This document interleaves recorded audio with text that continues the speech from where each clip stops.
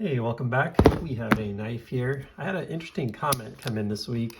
Someone was like, yeah, that ProTech video you did where your friend by mistake switched the knives proved that you really are going into these things like authentic. And I'm like, is there some doubt that, I mean, granted, I don't know what's going on out there, but yeah, absolutely. Content here is authentic. Yeah, anyways, that was a very interesting comment to me and made me realize that maybe there are some channels that aren't, but I don't know. I feel like the ones I watch generally seem to be, but I don't know. It's good. It's a good point. This is a very, very exciting one. The first one I've had from this brand, and I'm just super, super thankful to have this one right now because it is not an easy one to get. In fact, when I joined the group where I got this, which is the Kineson group on Facebook, the comment when I said I was interested in this particular knife was that it was unobtainium, quote unquote, unobtainium. So apparently this particular model, which is the Keanison Alpha, is pretty hard to come by, and I feel very lucky that one of the group members let me buy his. And look at that, it's number 15. And I don't know if you know the history of these, but my understanding is the Alpha is either one of the early ones or the earliest. I don't know. I'm really new to the brand.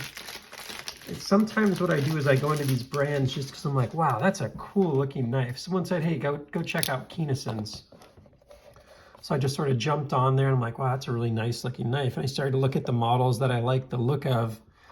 And this Alpha and the Alpha Pup, which is the smaller version of it, really stood out to me. So first time getting my hands on a Kineson of any type, especially one this rare. Very excited. Let's see how it goes. All right, that is a nice, sizable knife. The sizing, I would say, very similar to like an Evo. And wow, look at that beauty. That is quite impressive. You can see number 15 in there, etched inside. So let's get it cleaned up a little bit here, see what we got. And I guess the story goes, this was sold to a friend of the company, and then that friend was the neighbor of the guy that I got it from. So just gonna get it open here, get somewhat acquainted with it before I start playing around with it too much, just because it's definitely a little bit of a different beast than I'm used to and not exactly sure what to expect. Now this was, I think, maybe the first DLC variant that was done. And there's like a couple little flecks that came out from the factory. Not a big deal, but worth noting. And I'm like gonna hold this completely sideways as I check out the action because I have no idea what to expect. Wow. Expect to be impressed if you ever get your hands on one, I guess is the answer here. The centering does not look perfect. I could be off on that. Let me take a look here. Kind of hard to see because it's so dark. Looks like it's just a touch off though. Let me see how the lockup is here. See if it is a frame lock. So let's see if it can be locked out. Yeah, there's a little bit of the old lock stick issue. They're not lock stick, but lock bar pressure issue. Now let's see how the lockup is here. It's there's just a little bit of play in there. So I may try tightening it up a tad. It felt like it was already pretty loose here when I went to do this, so it could probably be a tad tighter. So let's see if we have a COA in here, a certificate of authenticity. That can give us a little more info. My hands are a little cut up right now. I just finished putting together one of these spring-free trampolines. If you've ever done one of those, you know what I just went through. It was quite a bit of work, and I cut myself quite a few times. All right, so marbled carbon alpha, the alpha being kind of the most desirable, biggest version of these. DLC coated M390 blade, so that's awesome. DLC titanium lock side and pocket clip. So this is DLC coated titanium over here. Let's see if we can clean things up a little. It's definitely a little bit of a fingerprint magnet, as one might expect. But maybe that'll let us get a nice little look on what we got here. Very nice looking.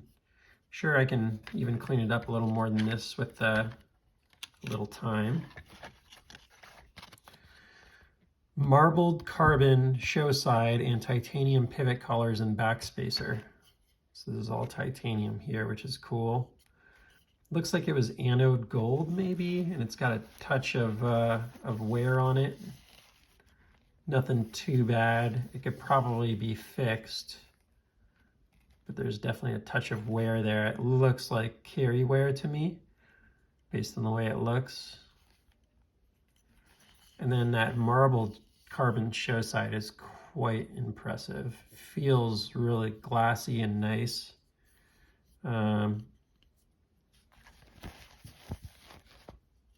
Maybe a touch of wear on it here. I can't quite tell if it's more of a factory finish or if it's wear from use, but regardless, it is really cool to get hands on one of these. And yeah, maybe I'll do some like size comparisons, because I feel like this is one of the knives that I found the least content on when I was trying to research.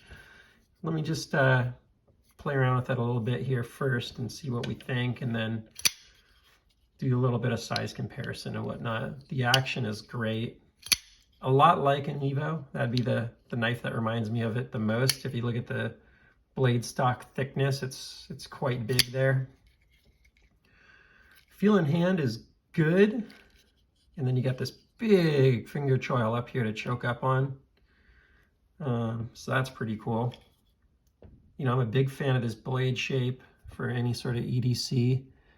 I don't know how much this was used or if it was resharpened or whatever, but it's not the most impressive edge I've ever seen. I think it was probably used a touch. I think the seller may have told me that it was generally light use, if any, but hard to say how much of that's, again, like if this is the first time they did a, you know, a DLC coat. I haven't even tried the flipper tab yet. That's a really nice angle on there. It's very like it sticks out a lot, it protrudes quite a bit, but it's a really nice like kind of circular angle, which I haven't felt before, and it feels just like it's going to be just light switch nice. Super smooth, super smooth. Yeah, the action's definitely different than many other knives. It's certainly similar to what you'd expect for a big titanium frame lock, but let me pull out an Evo. I feel like that's a really nice comparison on this. And yeah, we'll just do a little size comparison. So the Evo, got one here. Of course, I'm going to bring out the DLC one for this.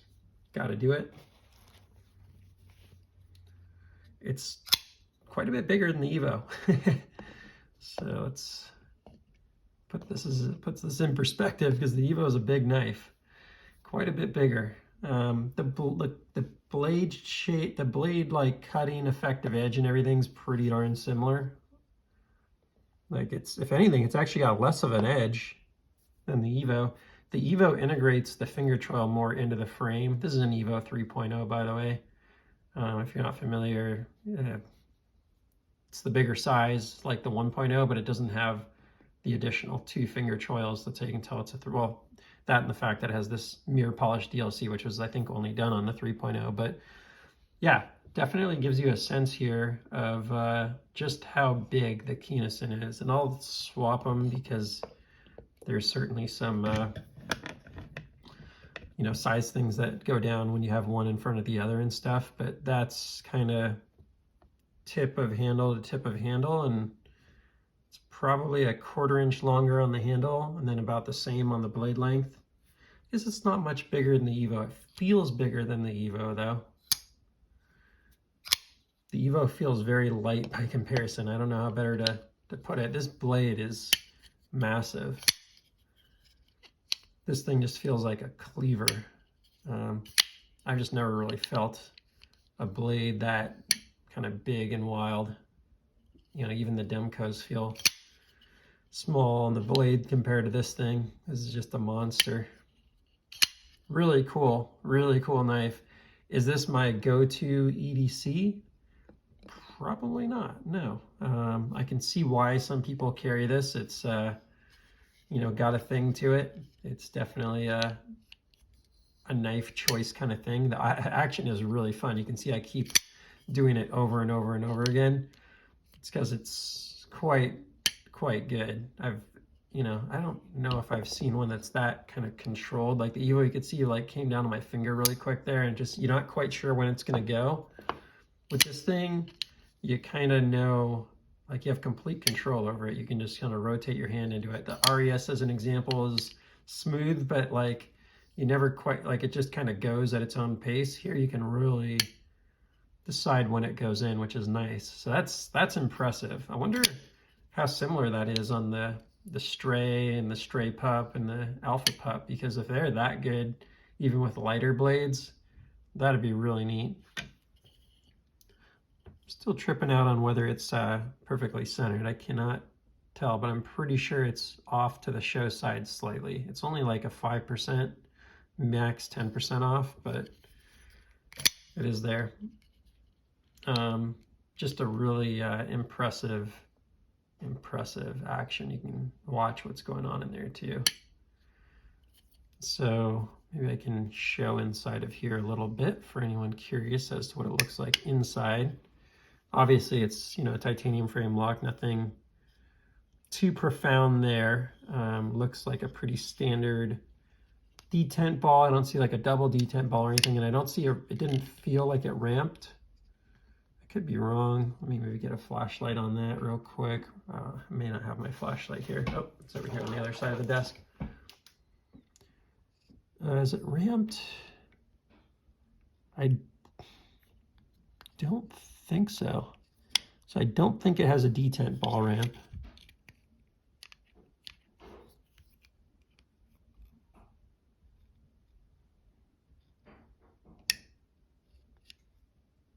Yeah, it feels like no detent ball ramp. Looks like no detent ball ramp. Man, it's really just impressive how the back of the blade looks in there though. Anyways.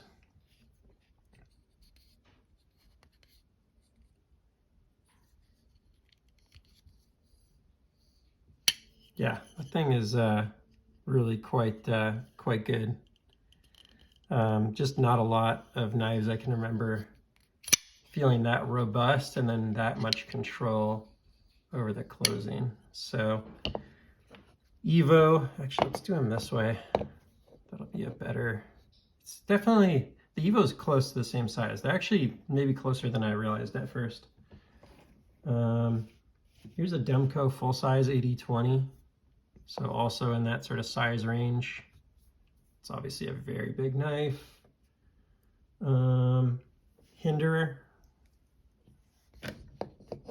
There's a Hinderer XM18 to compare. The classic, and sorry, I'm doing it this way just because, you know, if I do it the other way, I can do the blade, but this way you get a better depth perception because we're kind of comparing this direction, so it'll be off if I do it the other way. Anyways, yeah, this is definitely maybe the same length. It's pretty similar.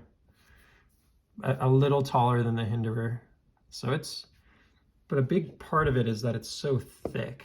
Like the thickness is, maybe I can put that next to the Hinderer there. The Hinderer is obviously already a very thick knife, and it's got another 20% or something like that on it. Would be another one to compare. Let's do a Benchmade bug out just for fun. It's like twice the thickness of a bug out. So very much operating on a different plane here. In fact, why don't we weigh it? Let's do that. We'll measure and weigh it. Let's get a full on there. Because again, I just have not seen a lot of content on these. So this is the carbon scale, 6.8. So you can imagine if it's a full tie, you're probably getting into the 7.5 range, if I were to guess.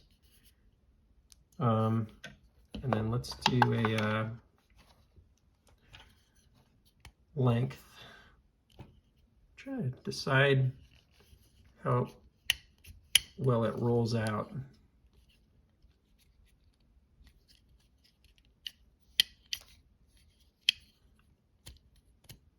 Definitely hard to thumb deploy with the thumb. Oh, maybe it's there. Yeah, got it. Take a little practice. Anyway, let's measure the blade length. I guess you go this way.